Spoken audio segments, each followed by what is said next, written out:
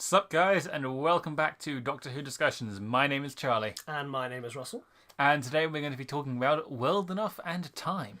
Okay, so this starts off pretty interestingly. So River lands in this sort of cryogenic stasis chamber place called Golden Futures, and it's run by the Sixth Doctor.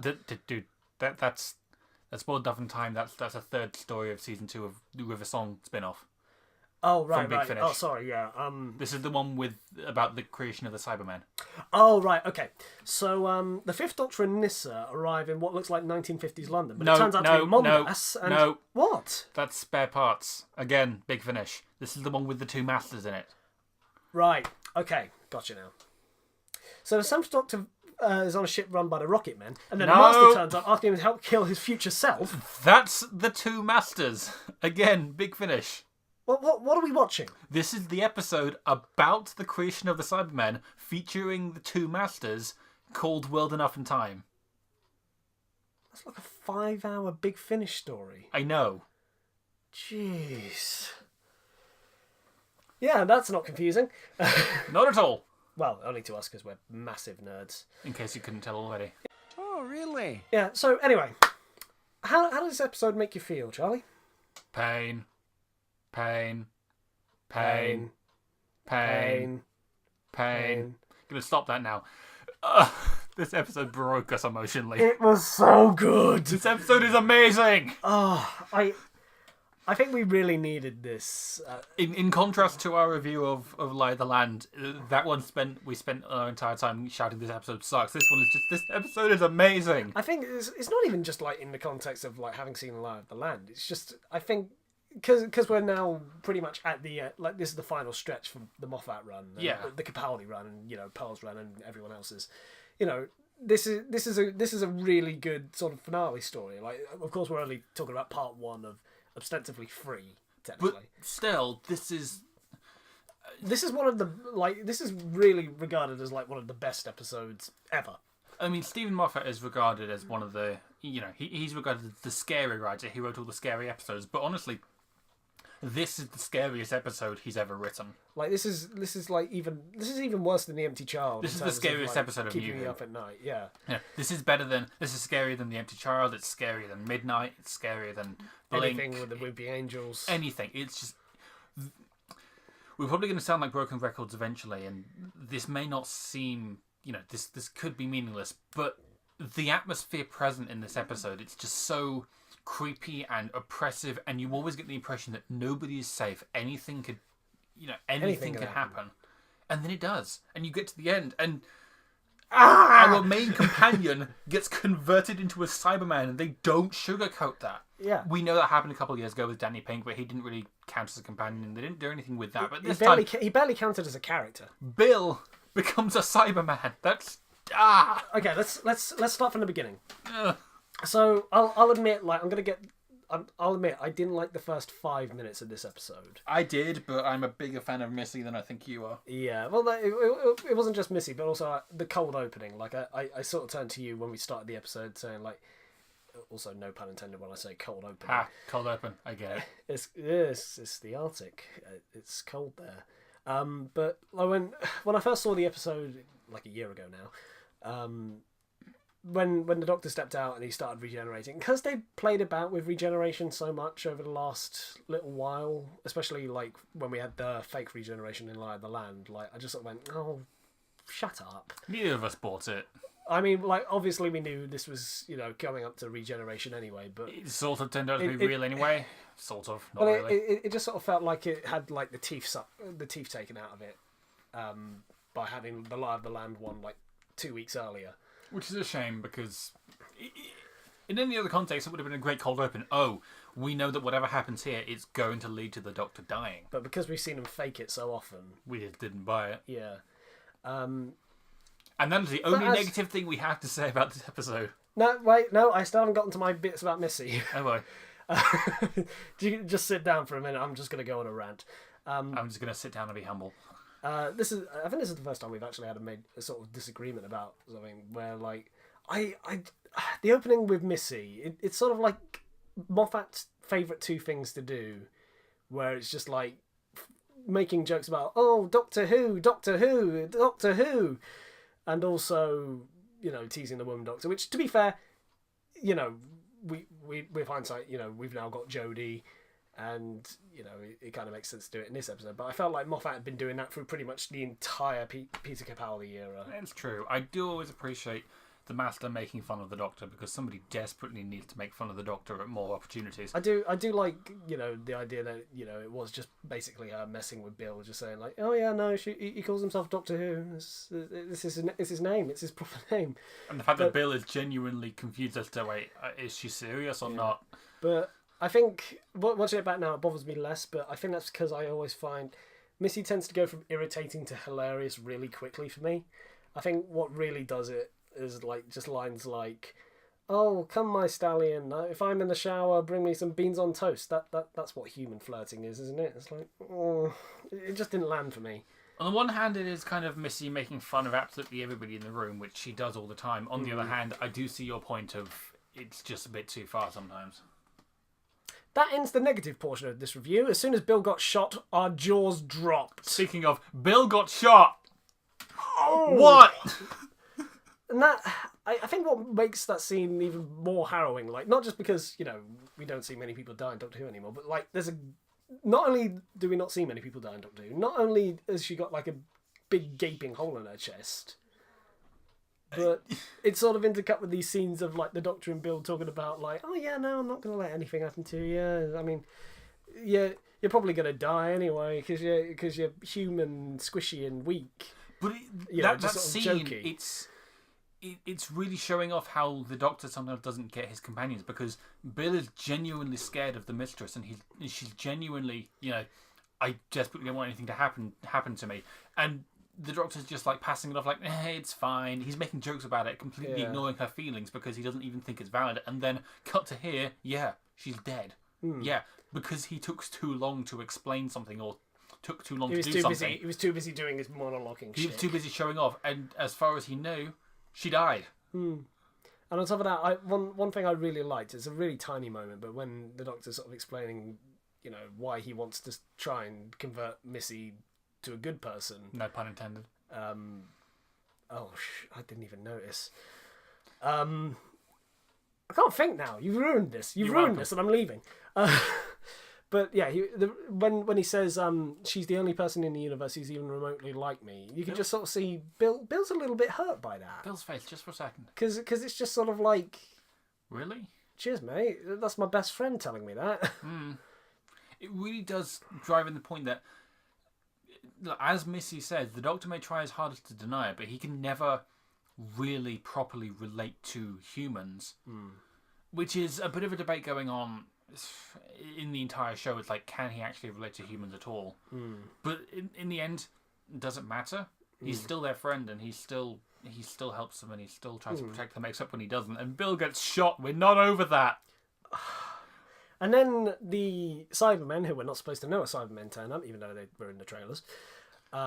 Take Bill downstairs, and then you've got the creepiest scene. Like, absolutely.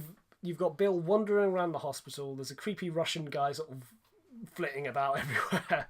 There's this huge, intimidating matron going round, and there's just the singular voice echoing through the hospital. Pain. Pain. Pain. Pain. And when it turns out, like, it's like when the matron came in and sort of fiddled with some controls, like, she wasn't helping him. She was just turning the volume down. Everybody in that is just so utterly lacking in any kind of compassion. Who are the real Cybermen here? And the fact that these people used to be, they used to be human. These are people. It's just... This is where the real horror of the Cybermen come in. A problem that a lot of fans of both new and old show have with a lot of Cybermen episodes, that they're just treated like robots, like silly robots. But no, these used to be people, and this really, really like hammers it in. Yeah. We made a joke earlier about comparing this to Spare Parts, but it really does feel like Spare Parts, which is widely regarded as the best Cyberman story ever. Yeah, if I'm sure we've probably mentioned this at some point, but if you're getting into like the Big Finish audios, Spare Parts is aptly considered the genesis of the Daleks of Big Finish, mostly because it's a really good story, but also because it's basically genesis of the Cybermen, like this one. And it's also fantastic. Yeah, and I think if I'm going to compare the two, okay, bearing in mind they're both really good. Like I'd probably give both this and Spare Parts a 10 out of 10. Oh yeah. I think Spare Parts is better, but what Spare Parts does is it frames Mondas in a sort of... It shows what the Mondasians were going through at the time. Like, you get a better sense of why they wanted to convert themselves into Cybermen, or why why it was necessary in the end. Here, I feel like they get the conversion aspect down right. Like they actually really, like, they show the whole process from beginning to end. And the fact that it's clearly still new. Like, most of them aren't completed Cybermen. Hell, Bill may be the first person to have that emotion suppressing thing on her head. Oh, don't even toy with me like this. That scene though. Oh man. Oh, I screamed. You did. He did. But I think also, like, you've got... I remember running into a friend, like, when this episode first came out, who they watch New Who, but they're not like big classic Who nerds like me and Charlie here. And I sort of asked them, what did you think of the Mondasian Cybermen? Because, these are the original Cybermen from the 10th planet. And he said, they don't look like Cybermen. It doesn't look like spacefaring technology. And it's like, that's kind of the point. Yeah, it's... They are basically robots cobbled together from bits and pieces. They're early Cybermen. Yeah. It's using whatever they can to desperately try to survive. That was the early point. That was the point of the early Cybermen. And it's why the Mondasian Cybermen is sort of like regarded as the best design, because it is, while they're not like big intimidating robots that'll come around and shoot you. I mean, they are intimidating because they're terrifying. They're intimidating because they not only do they look creepy, but they're also very much half human still. And you get the voice, the sing-song voice that sounds so much like this thing used to be a human. Like it's trying to emote, but can't quite seem to get out of the metal cage. You're better at the Cyberman voice than I am. Thank you. Nick Briggs, give me a call. He's probably going to send assassins now. Worth it. This episode absolutely gets down the horror that is the Cybermen and the very concept of the Cybermen. And it feels like Moffat's finally, like, because every year, like, while the Daleks were very much like Russell T Davies's thing, which had to be in every series, the Cybermen have kind of taken that role. Sort of. He uses the Cybermen quite often. Yeah, but I feel like this is where he's really getting them right. Yeah. Like this is I'm being unfair to Moffat. Like, it's one of the few times when the Cybermen have really been done properly in all of, TV Doctor Who. Yeah. Because I mean, there's only a handful of stories where I'd say the Cybermen are really done well. Based on their concept of these used to be people who are trying to survive. Like, yeah. In terms of that, I'd say 10th Planet. The introductory story, maybe Tomb of the Cybermen because they're all about trying to survive. Attack of the Cybermen only because that's the first time they actually converted somebody on screen. Rise of the Cybermen because it's another genesis of the Cybermen story in this one. And in Rise of the Cybermen, Mark Platt actually got a special thanks credit because it was based on, or at least inspired by Spare Parts, which he wrote, obviously. Yeah. But this is definitely a better genesis of the Cybermen story than Rise. We've gone on about how awesome the Cybermen are, but that's because they're the focal point of this episode, and it does the Cybermen so well. This episode is amazing. And this is getting ahead of myself, but I do like the little line in The Doctor Falls where it does sort of point out, like, I have a feeling Moffat knew he was going to get a lot of comparisons to Spare Parts, so he put in the line, this isn't just the genesis of the Cybermen, it's kind of a genesis of the Cybermen. It's kind of inevitable that whenever... Because it happened on this ship, it's happening on Mondas, it's happening on Talos, it's happening possibly on Marinus, because there was this whole thing about the Vord from the Keys of Marinus possibly being related to the Cybermen. The whole thing is confusing. There's been like 6 genesis of the Cybermen stories in all of Doctor Who canon. The idea of Doctor Who having any consistent continuity is kind of laughable. Yeah. But it does sort of point out, like, the Cybermen are kind of an inevitable part of, wherever there are humans struggling to survive and not enough resources, they will survive. They will find a way to survive, and quite often that will be by making themselves into Cybermen. I mean, the whole point of the Cybermen originally with Kit Pedler's idea was, the way when we started replacing limbs with prosthesis. How far are we willing to go to be whole? And I mean, how far are we willing to go to survive? Yeah, I mean, there are ideas from Cyberpunk in there. And this even extended as far as the Warmaster spin-off in that Big Finish did. Like, somebody basically creates a new race of sort of Cyberman things, and it was for exactly the same reason, to survive. Yeah, and it ends up having massive consequences. It was all good intention. It just didn't. It just turned out really badly. Yeah, like, the idea of replacing limbs or damaged limbs with prosthesis is not a bad thing, but the line that really stands out in the 10th planet particularly is when they're planning on draining the Earth of all energy and destroying it, and somebody asks the Cybermen, how can you do this? And they say, we shall not be affected. And it's kind of like... I don't know how to explain to you people that you should care about other people. But they've gone so far in surviving that to steal a quote from... Was it the Silver Turk? They surgically removed their own souls. I think that was the Silver Turk. That was another really good Cyberman story. Also had Mondasian Cybermen in it. And also was written by Mark Platt. Damn, Mark Platt. He's good at Cybermen. He's just good in general. He is. I mean, we don't acknowledge Longbarrow. I mean, I've not read it yet. I've got like the PDF, but I've not read it mainly because I'm a bad reader. Anyway, back on the point. Speaking of Mondas, I think we've pretty much covered like how great the concept of the Cybermen is. I think we've covered that about 5 or 6 times at this point. In terms of like what it means in relation to medicine, but yeah, one thing that kind of bugs me a little bit, and this is weird considering I'm as big a nerd anyway, so I know what it all means anyway. But like they make a big deal out of the ships from Mondas. There are Mondasian Cybermen here. Like we're going to Mondas. Thing is, like, because we and quite a few people do know, because we're massive nerds, what Mondas is. For the 2 people who don't know, who are probably watching this, Mondas is the home planet of our universe's Cybermen. It's where the Cybermen from our universe, not Pete's world, came from. And it's basically Earth's twin planet, which the 10th planet in our solar system, which there was like a big thing that basically spun it off his axis. They built a propulsion system and piloted back to Earth, and by the time they'd come back they'd had to convert themselves into Cybermen because they couldn't survive. But they never explain it in this episode, and this is the first time Mondas has ever come up in the new series.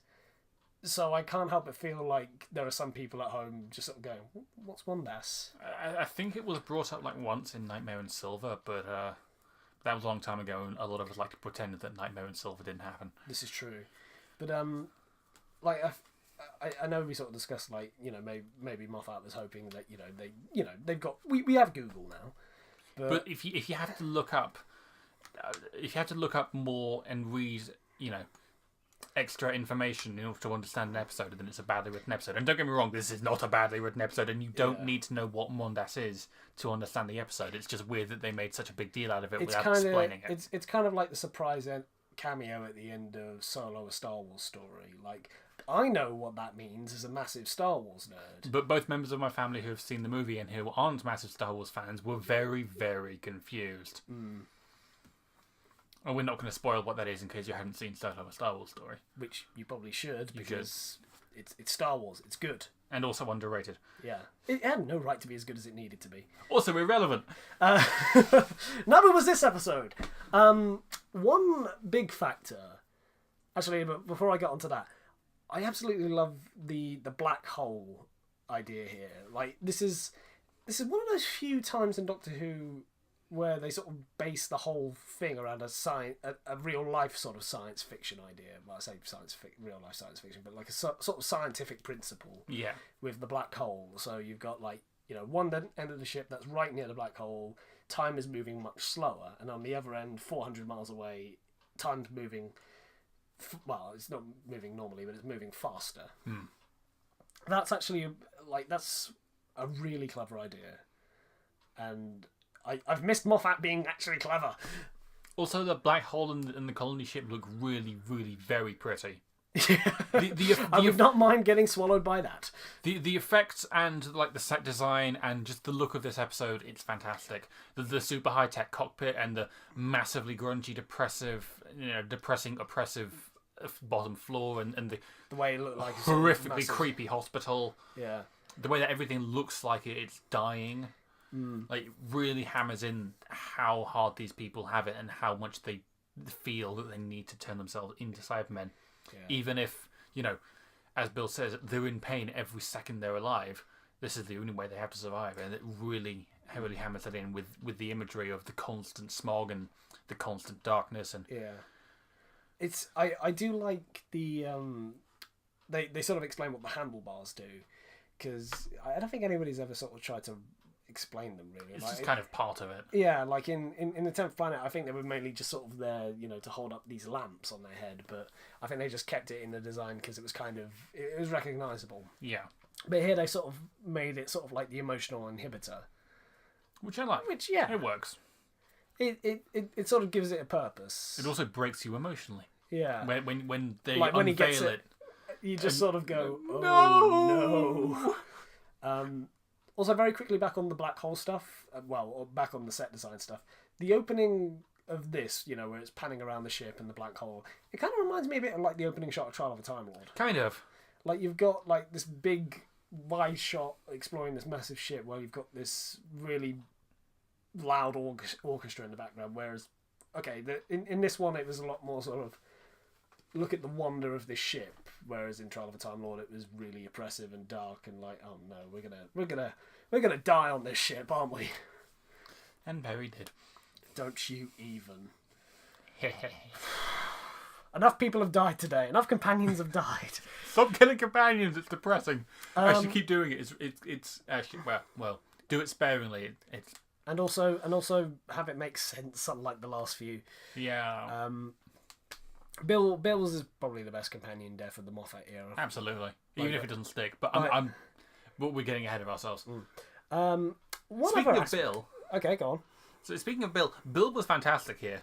Oh yeah, Pearl has been a fantastic presence throughout this entire series, and I think, especially just having her on her own, doing her own little thing. With Mr. Razor, and we'll get to Mr. Razor. We'll get to Mr. Razor. But having her constantly pointing out what the Doctor is doing, and constantly holding out hope while also feeling that she's been abandoned. It would have been better if they'd put any effort into making her look older, since apparently she spent years down there and it doesn't look like she's aged more than about 5 days. But Pearl is just fantastic. Yeah, Pearl Mackie's just brilliant. It's great to see her like she's sort of keeping an optimistic head about this. She's terrified, she's virtually on her own, and she's just trying to make the best of it. But ultimately, it really goes south. It really goes very downhill. And speaking of Mr. Razor, Razor. When we're introduced to this character, he's very he's a very obviously shady kind of chap. Like he's a scary looking bloke with a funny looking beard and a Russian accent. You know that he's going to do something, but you're never quite sure. And the scariest thing about it is, like, throughout the episode, he sort of gets you to trust him. He's friendly and jovial enough that you actually start to like him. And you start to forget that feeling in the back of your mind that we can't trust this person, and what is he going to do? And I think look, based on some of his jokes, like, oh yeah, that was clever lie, which are lines which the Doctor has used before. So that's kind of a hint. Let's just cut to the chase and say that reveal. Why did you spoil this, Moffat? I know! What the hell? Okay. So, in case... Okay, it's the Master. It's the Master, which, I mean, yeah. Oh my god, it's the Master. I am so mad that this... We found out that the Master was coming back, like the John Sim Master was coming back before the series had even started, which angers me a lot. Like, it was not only the trailer for the series, but the trailer for this episode. I mean, to be fair, like, by the time the trailer for this episode had come out, like, the cat had been out of the bag for about 3 months. Yeah. But it still annoys me because basically what happened was there was a press screening for the pilot, and of course it had the series trailer at the end, where John Simm sort of turns up at the very last shot, and before the episode starts, Moffat, in a room full of journalists, including the Sun, shouts, "There's a series trailer at the end with a really big spoiler, so there's going to be a countdown, and once the countdown is over, there's a big spoiler, so don't look." What? Why did you put it in the trailer anyway? It's like you might as well have had landing lights pointing towards John Simm standing at the back of the room or something. Anyway, now that we've ranted about how it was spoiled in the trailers, when it comes to the actual episode, that reveal! It's a fantastic reveal, and I'm not going to abridge this phrase at all. You know what I'm going to say, Charlie. I've been saying for the last year, if we had not known that John Simm was coming back, the moment he suddenly switches accent, says the words "former Prime Minister," rips that mask off, I would have defecated out of sheer shock and joy. It would have been incredible. And even though it was coming, it's still a huge my heart was pounding throughout that entire scene because it's like this is it, he's back. It's so good. And I think I also I love the line that he gives immediately is, "Hello, Missy, I'm the Master, and I'm very worried about my future." And as someone who really doesn't think Missy is a very good, Master, as a character she's fine, but as the Master she's not that great. I just sort of went, yes, you tell her! There are some issues with Missy. I like Missy as an incarnation of the Master, but I don't think she's one of my favourites. But I still very much feel like the John Simm Master would not get on with her. And that it came across very quickly, but also the fact that they team up so quickly. Just like, it's just so good. Yeah. And it's one of those things. One of the things I really like about Simm's Master in all three of his appearances is that his primary goal is to make the Doctor suffer. There's a lot of shipping material in the Tennant episodes with the Master, but when you boil it right down, like in Last of the Time Lords, he aged him by about 900 years, forced him to stay alive for about a year while he decimated his favourite planet, killed his loved ones, and basically tortured everybody for a year, and refused to regenerate out of spite for him. In End of Time, he turns his favourite species into clones of him. I mean, neither of those stuck, but in this one... But, the whole point was just to make the Doctor suffer, and here... he kills his best friend, and it... As far as he knows, it sticks. The Doctor can't just reverse this because his best friend is now a Cyberman, and I can't get over this. And I do like... While I don't think they did... I don't think they probably did as much as they... Again, I'm getting ahead of myself. They didn't do as much as they could have with the idea of Missy being torn between her super evil self and also trying to be the Doctor's friend. Damn, does this really does set up a really good sort of character arc for her.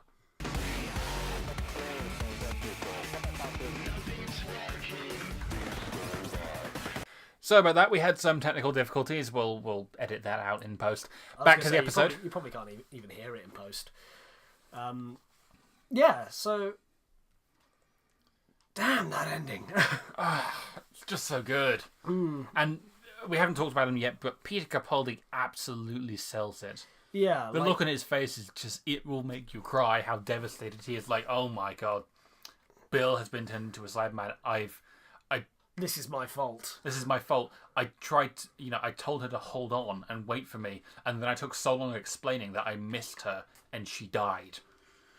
This is something I've really liked about Capaldi's Doctor, is that he's allowed to screw up.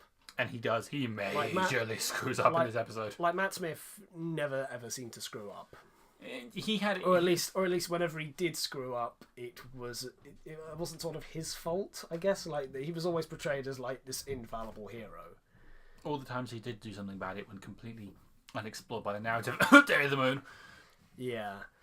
And with Capaldi, like, he does one big theme I found in series sort of 9 and 10 is like consequences. Like there's consequences for a lot of what the Doctor does.